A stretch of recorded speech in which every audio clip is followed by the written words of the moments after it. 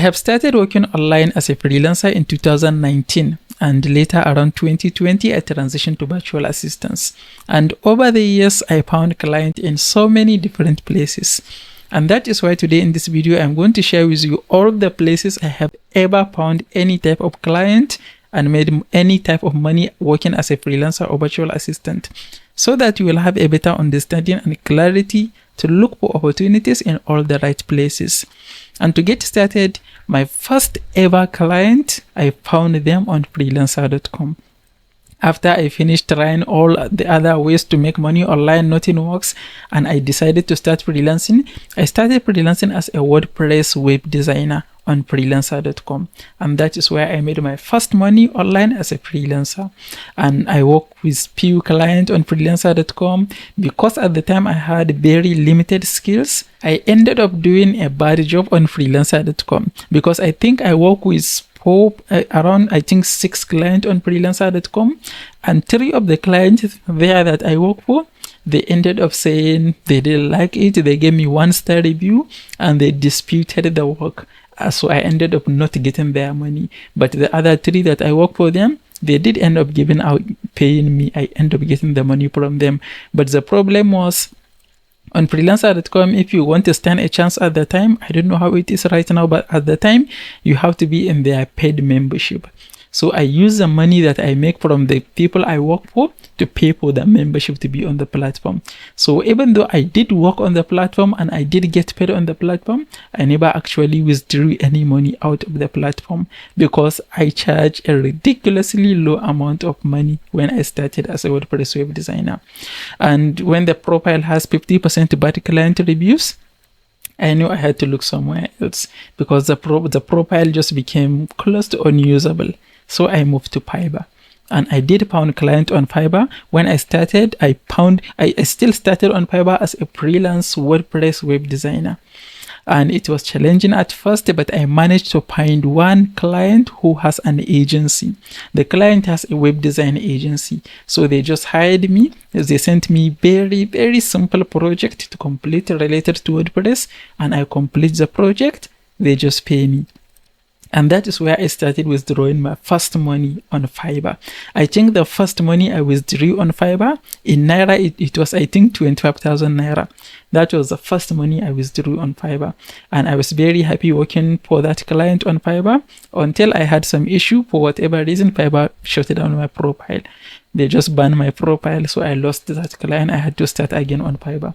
But before I started again on Fiverr, I decided to try Upwork. So I signed up on Upwork. I had my profile there. It was challenging. It took time before I even figured out how to navigate the platform. But I ended up finding someone on my first client on Upwork. They already have a website. They have a website that is built already for them. And they are just looking for 5 people, different 5 people to test the website and give them feedback from the user's perspective. So they pay, I think, $5 or $10. It's what they paid, fixed amount, to just look through their website as from the perspective of a visitor and give them feedback. And I did that, and I get my first 5-star review on Upwork from that client. And I forgot who is my second client on Upwork, but I started getting some client on Upwork, and I decided to try Fiverr again. So I signed up on Fiverr again. And on Fiverr, I was looking for a client. It was challenging, couldn't find a client, and I had no idea how to get in touch with my previous client who has an agency. So instead, I figured something that works. Instead of just offering WordPress web design, I started offering WordPress landing page design, and that helped me a lot because I started finding clients very much a lot easier when I started offering landing page design instead of web design, because there is less competition.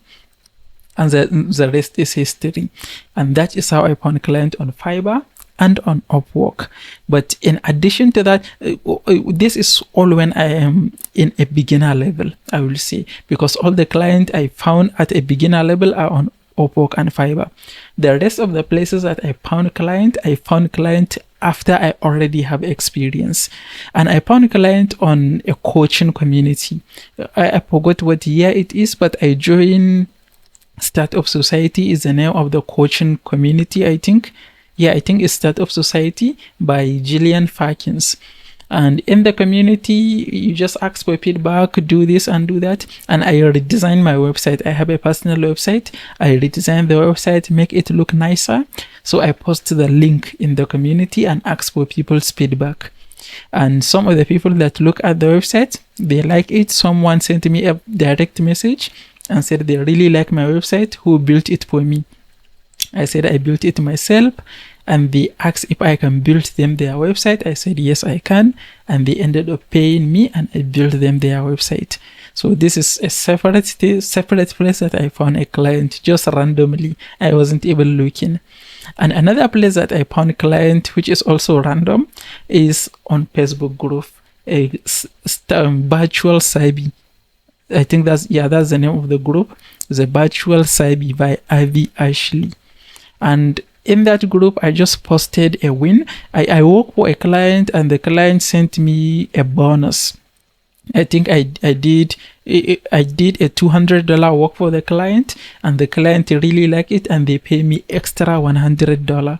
So I was very happy, and I make a post in the group. I block out the actual number of the actual money that was paid, and I post in the group, and I was just happy, and I shared my win in the group. And among the people that saw my post, someone checked out my profile, and I have a link to my website, and they check my website, and they saw my experience in web design, and they sent me a Facebook Messenger message, and they asked me if I can work for them.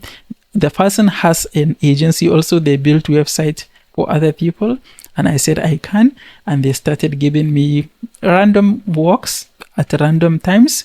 Sometimes they want a landing page, and single landing page I built for them, sometimes an entire website, sometimes to redesign a website, just depending on the amount of work that they have. And I did many work for that client also. The person is in Canada.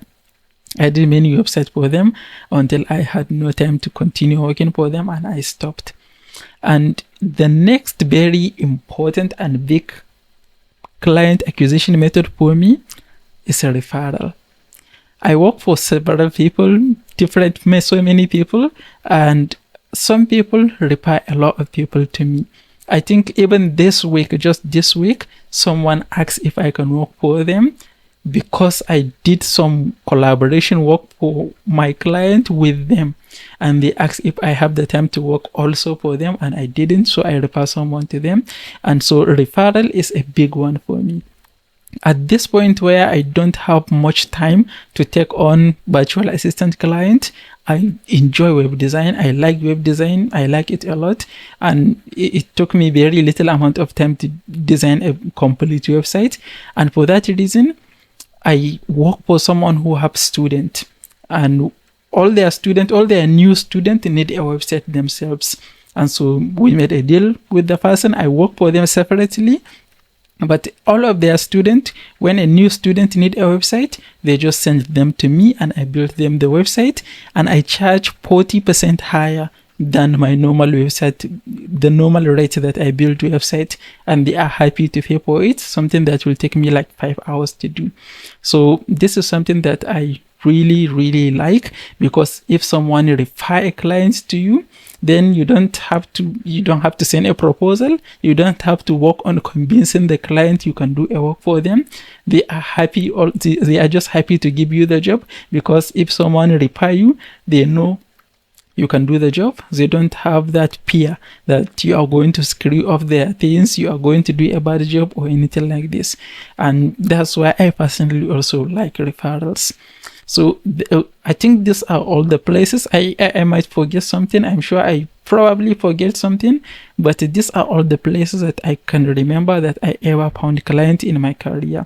So you see, sometimes you can even find a client without looking for a client if you put yourself in the position to get hired. A good example is I set up my profile when I was looking for a client. My Facebook profile is set up in a way that you take one look at my Facebook profile, you know what I do. and a link to my website is totally clear above the fold. You just take one look at my profile, you know what I do. And so for whatever reason, if someone land on my website, they won't even need to talk to me to understand what I do. They won't even need to talk to me to see some of my work samples. And for that reason, when someone check out my Facebook profile, like the person I gave you an example who is in Canada, she check out my website and she check out my Facebook profile and check out my website, and she have a good understanding of what I can do, and she reach out to me. So if I didn't put myself in the position, in the right place, and I optimized myself in a way that, yeah, when we connected, you clearly know what I do, then I will probably not have gotten that client. And that is why my advice to anyone who is trying to break through and find client and build a career, first put yourself in the place where the opportunities can find you. You don't need to only limit yourself to freelancing platforms. Yes, you need to be on freelancing platforms, but all your digital footprint, make sure you optimize it right. If you are on Facebook, join groups, relevant groups that your potential client hang out in. Join groups and communities that you can connect with other people who do what you do. Optimize your Facebook profile. Optimize your LinkedIn account. Put in all the time, every day. Try to make everything right. Try to optimize everything and try to do everything right. If you are always trying to make everything right, then even if you are making 1% improvement every week, even every week 1% improvement, within 12 months, you are going to be in a very far away place. But if you are making one change in 2 weeks, then you are really not that serious about making it work. Just this morning, I spoke with someone that they have been telling me for about 2 weeks that their Upwork account is rejected, and they even send message, they try contacting, and for no reason their account wasn't approved. Just this morning, I asked them, I was with them, I said, show me your account on your computer. And they opened their account on their computer. I took one look at their account and I said, no wonder your account is not approved. Their title is just virtual assistant, and their description is 2 lines, just 2 lines. And you will be surprised to see what is written in the 2 lines. And that is all there is to the profile. There is nothing else. How can you get approved with that kind of profile? And they have been telling me that the account was not approved for about 2 weeks. If within that 2 weeks, every day they are looking at the account and try to see what they can fix, the account will not be in that bad state. So that is why it is very important to keep improving, optimize everything that you have, so that one look, no matter where someone find you, when they look at your presence, they are going to know what you do, and they are going to have a good first impression of you. And if you want to learn more about building your connection as a virtual assistant, you can watch this next video. If you find this video helpful, please give it a like and don't forget to subscribe. I will see you in the next one.